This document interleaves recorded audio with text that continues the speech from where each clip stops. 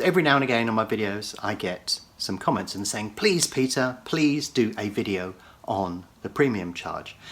And I have said that I will do one, so I sat down this week to do one, but I realised it's such a wide-ranging and emotive topic that it was going to take more than one video to do it. It took several takes, quite a few hours, and realised that I completely failed in terms of doing a decent video. So I've decided what I'm going to do is break it down into digestible chunks that you can fully understand. For those people that don't understand what the premium charge is, it's a charge that's levied on elite traders, and I use those words very carefully because lots of people have reacted negatively to premium charge, but it actually affects very few people, and there are a lot of people out there that try and talk about it confidently that don't even pay it, and certainly do not pay the higher rate of premium charge. From my own experience, I was one of the first payers of premium charge when it was first introduced in 2008, and in July 2011 when it was significantly revised, I went right on the top rate. So I know a lot about it. But I've also made it an objective of mine to fully understand the reasons behind it, and several coincidences have occurred that have allowed me to get a really deep understanding of why it's in place, and also how many people it affects and how. So that's what I'm going to discuss in this video, is not some of the more detail and the history or the emotive side of it, or my direct opinion on it. What I'm going to present to you first of all is just a summary of the reasons why people say that this exists, and it's because of a structural issue in terms of the way that the exchanges work. When exchanges were first created, they were designed to be better places for gamblers to work. But when people started trading on the exchanges like myself, it created a structural imbalance in terms of the way that the market works. That's how exchanges would like it positioned.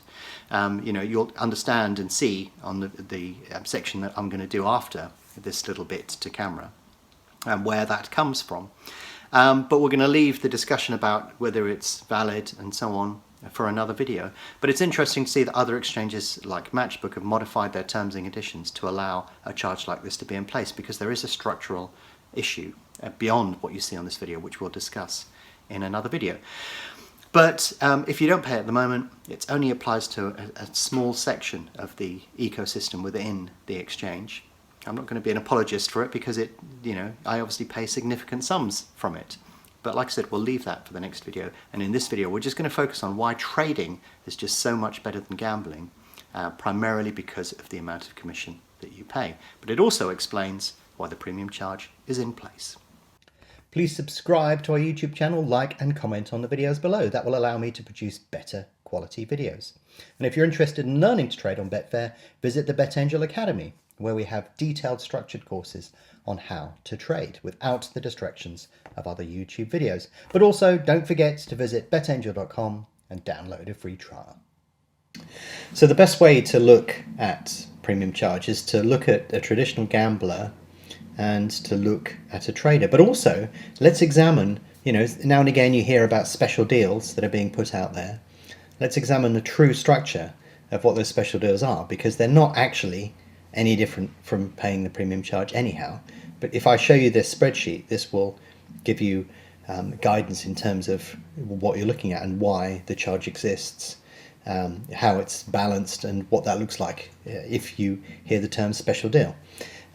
Because all of the videos that I've seen don't really explain it very well. There's no structure or depth to it. But obviously if you're paying it, then you sort of want to understand all of that, and that's where this spreadsheet has come from. So first of all, I'm going to set these two rates exactly the same here.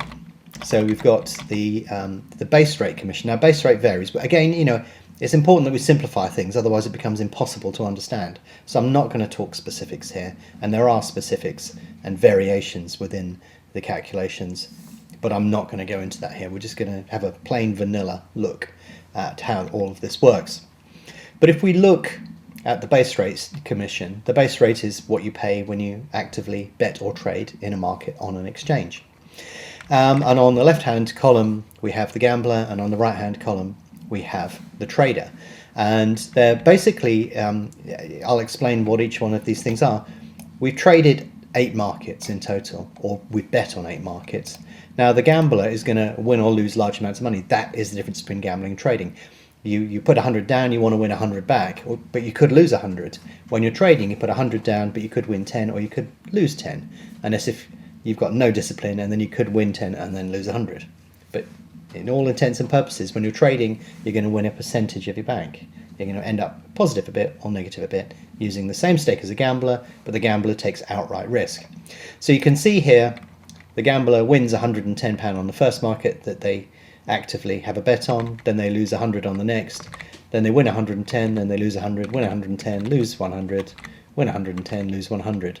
So overall, in all of these 8 markets that they've been active on, they won £440, but they lost 400, leaving them with a net profit of £40. So if we look over here, the trader has also made £40, but of course they're working in a different manner to the way that you would do when you're doing traditional gambling. Trading is gambling, it's just doing it a different way. But if you look here, you can see that we're saying that rather than winning 110 and then losing 100, we're saying that when they win £12.50 because they're trading the price movement. They're gambling on the price movement, they're not gambling on the outright result. So you can see here that when they win much less, but generally their strike rate will be higher. So I've put the strike rates down here. You can see for the gambler, it's 50-50. They're winning and they're losing in roughly equal rates, but they're winning slightly more than they're losing. That's where they're making their profit. A trader's strike rate will be much higher. That is inevitable because they're, again, I'm not going to explain in great depth. Maybe I should do a video on that. But the strike rate for a trader should always be quite high, or higher than 50-50. So here I've set the strike rate at 80%. And you can see here that 4 times out of 5, they've won £12.50. But that last trade goes through and they mess it up and they lose £10. So we've got 4 lots of £12.50 making £50. And when they lose a tenner. And this is pretty much what gambling and trading looks like. This is a pretty good approximation. But you can see they've both ended up with a net profit of £40 overall.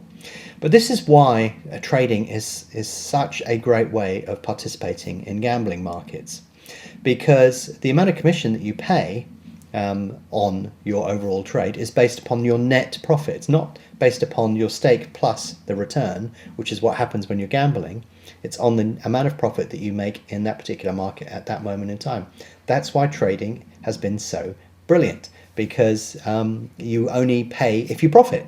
Whereas in gambling, you're paying open-ended risk, basically. So they've both made £40 in very different ways. They're both realistic simulations of how either style works, but you can basically see that they've ended up with a profit of £40. So let's look at the commission that was charged. We're using a base rate of 5% here, and you can see that the commission has added up to £22. So 5% of £110 is £5.50. That occurred 4 times, subtotaling £22. So after commission, that £40 turns into £18 of profit. The gambler has lost most of their profit in commission. That goes to the house, effectively. It goes to the betting exchange. However, if we look over here, when you're actively trading, we made £40 as well over this period, and we have also paid 5% commission. But can you see that just adds up to £2.50? So we retain most of the profit within the market. Trading is much more efficient. And it's a much better way of squeezing a profit out of a market. Higher strike rate, lower commission. So we've already examined the strike rates here, and we already know what the net profit is. It's £40 on each. But this is where everything begins to diverge, because the commission that was paid by the person that was gambling is effectively 55% of their total return. Can you see more than half of the amount of money that they made through being able to make decent selections when trading has ended up in the pockets of the exchange. However, when you're actively trading, obviously your commission is much lower. So you can see here that we've ended up with a commission of 6.25%. We've only paid £2.50 on £40. So can you see there's a massive mismatch here? This is why, from a betting, a sports book, a trading perspective, gamblers are welcome with open arms, because generally speaking, they tend to lose money or pay very, very high rates of commission in respect of their total return. If you look at traders, the amount of commission that they paid is quite small in comparison to the amount that's generated by your traditional gambler. So the premium charge was introduced to basically balance that out. And you can see here, if we top up the premium charge on the trading side of things to 40%, then there would be an additional charge of £13.50 on top of the amount of commission that has been paid already. Now, if we look, if we modify this and change the rates to 20%, then you can see that there's still, even if you're paying premium charge at 20%, there's still a massive gap between that and the person that is actively gambling. And that's a structural gap that occurs within the markets. When you look at it in retrospect, when the exchanges were created, probably they didn't expect people to actively trade. People like me and others around at that particular moment in time started trading because we realized there was an opportunity there. But if they would have figured out exactly how everything would develop from there, they may have put a slightly different charging structure in place straight away, because the difference between paying a commission on a bet and the amount of money that you could possibly earn through betting is vastly different from the amount that you would make through trading. So when we were looking at the spreadsheet a second ago, one of the things that I did was I mentioned but didn't talk about special deals. So, you know, there has been some discussion around people getting special deals, but whether a deal is special or not all depends upon what your strike rate is, basically. You know, if you win and lose a lot relatively frequently, then your overall commission that you pay, as I think I've shown you already, is going to be quite high in comparison to the amount of profits that you make.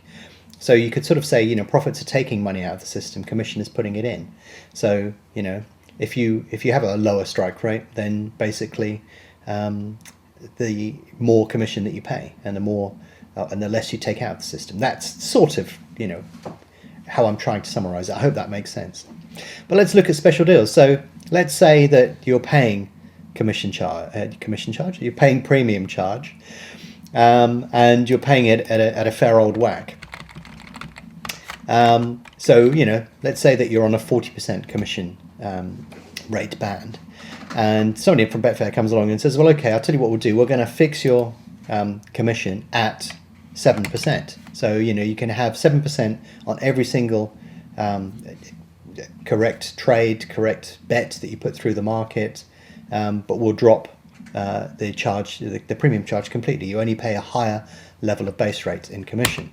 So if we put 7% in instead of 5%, and we assume that the strike rate remains the same for the gambler stroke trader that is taking advantage of this particular deal, can you see that the amount of commission that they're paying against the amount of profit that they make absolutely skyrockets? So if they were at 5%, the standard base rate, you can see them paying 55%. If we drop them to 4%, they're paying 44%. But if we bump them up to 6%, can you see they're suddenly paying an absolute fortune? So it's not really applicable to the person on the right, because their commission rate is going to be so low already that they're going to have to be topped up by premium charge. But if somebody has a high rate of commission that they're paying already, fixing it at a deal of, say, 6% instead of paying premium charge of 40% sounds like an absolutely fantastic deal, but it's not. So, you know, if I was ever offered a fixed rate deal, saying that I'd probably take it, because the way that my account is structured, it sort of makes sense that I would take that deal. But if somebody was on a lower strike rate, it's all around strike rate. If your strike rate is low, then a fixed rate deal is bad. But if your strike rate is high, then a fixed rate deal is excellent. But the likelihood is, and all of the evidence that I've seen so far suggests, that it's only people on lower strike rates that will get a special deal for this exact reason. So if you don't understand what the premium charge is, or some of the discussion around it, don't worry about that, because I will cover a separate video specifically on that. This video really is for people who have some sort of an understanding but want to understand why it's in place. But yeah, watch out and I'll do another video for you.